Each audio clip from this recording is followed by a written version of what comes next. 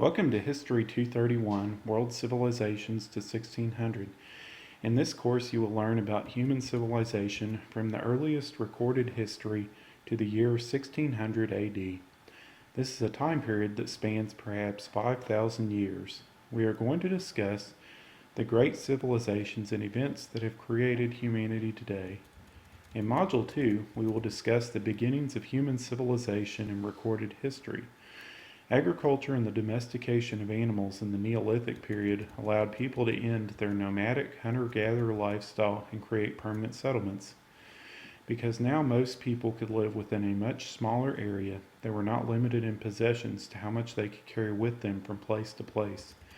Agricultural production of food allowed more people to engage in other types of work for a living, which would lead to skilled trades and a division of labor. As settlements grew, new occupations would come about to meet the growing needs of an increasingly complex, civilized lifestyle. These included government officials, religious priests, and military personnel. In approximately 4000 BC, increasing numbers of people moved to the region between the Tigris and Euphrates rivers known as Mesopotamia. This area, located in the modern Middle East, has extraordinarily good soil for farming due to the periodic flooding of the two rivers. The southern portion of Mesopotamia was known as Sumer. It was in Sumer that written language was invented, as well as what we recognize today as political states and government. Early writing was done with sharpened reeds on clay tablets called cuneiform.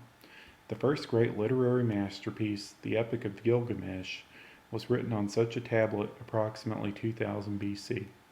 Other important inventions include the wheel, the lunar calendar, and the Code of Hammurabi, a system of laws and punishments.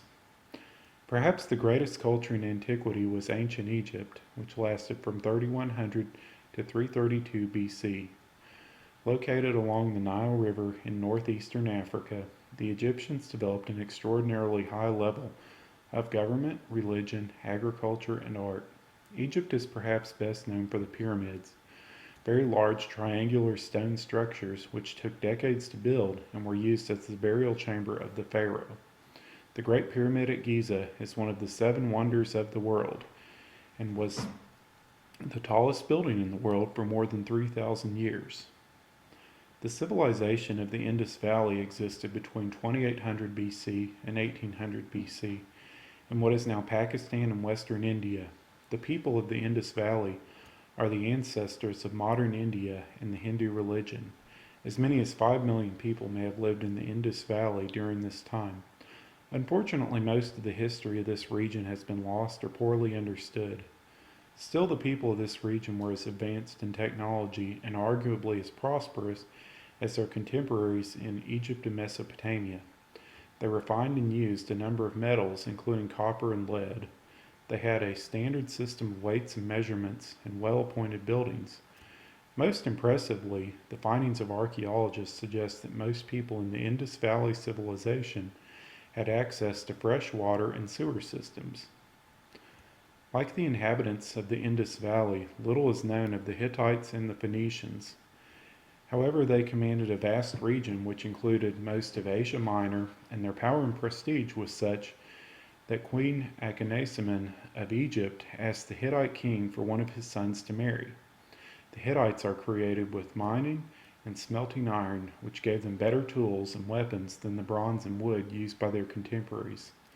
Even the mighty Egyptian pharaoh Ramses II could not defeat the Hittites in battle, instead signing a truce, and later married a Hittite princess. Unlike most cultures of this time, the Phoenicians were a seafaring people and sought their fortunes in trade rather than in conquest. With their keen sailing skills and trading acumen, the Phoenicians expanded their territory to all of the Mediterranean shore. The Phoenicians are likely the people referred to as Canaanites in the Bible, the infamous idol worshippers who kept tempting the Hebrews away from God. The Phoenicians developed the first true alphabet to record their commercial transactions. The Greeks used a modified form of this alphabet, which was further refined by the Romans into the Latin alphabet of today. China is one of the largest and oldest enduring cultures in the world today. China's impact on the Eastern Hemisphere is comparable to that of Rome in the West. It has been a united kingdom ever since the year 2500 BC, an advantage of continuity that few civilizations have enjoyed. The Chinese invented silk and gunpowder and are renowned for their contributions to medicine, building, art, and philosophy. The Great Wall of China, originally built to keep out barbarian invaders, is one of the world's great monuments today. The writings and sayings of 6th century BC philosopher Confucius continue to inform and influence people throughout the world today. Ancient India was the successor to the civilizations of the Indus Valley, which we have already considered. Around 1500 BC, nomadic Indo-European people known as the Aryans began to fill up the region. They brought with them extensive religious writings known as the Vedas, which are among the oldest religious texts in the world and would form the basis for Hinduism. Later, Buddhists would arrive from the area around the Himalayas, further diversifying the Indus region. In the 4th century BC, the Indus Valley was united with the Ganges River Valley to form the Mauryan Empire, the predecessor of modern India. Both Hindu and Buddhist beliefs helped to create a very exacting, caste-based societal structure that continues today in modern India. It is safe to say that no ancient civilization has had so profound an impact on the modern world than the Hebrews. The Hebrews originated monotheistic, universal religion, which forms the basis of modern Judaism, Christianity, and Islam.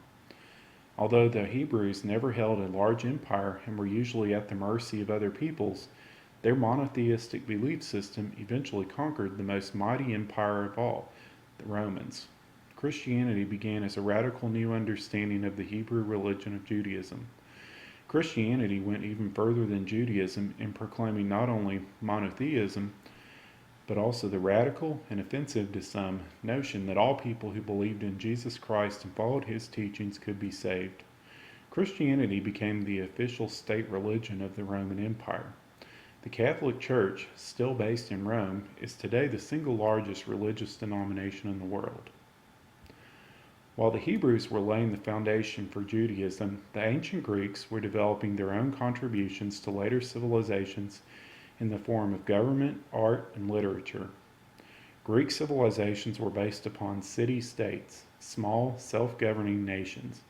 The city-states of Athens and Sparta both have many modern counterparts. Athens was known for its emphasis on arts, philosophy, and the use of voting to determine almost all questions of civil life.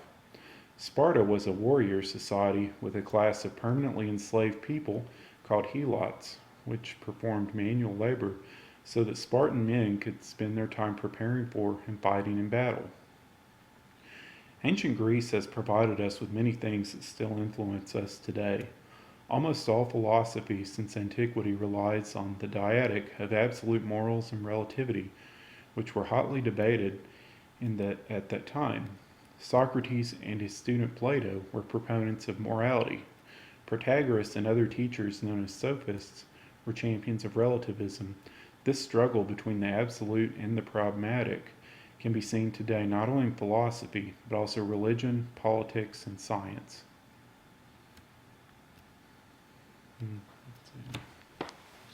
Oh,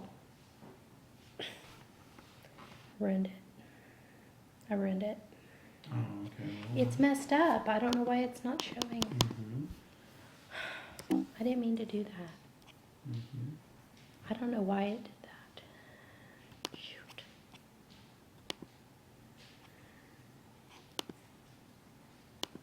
Well, I had to redo it. That was 10 minutes of talking.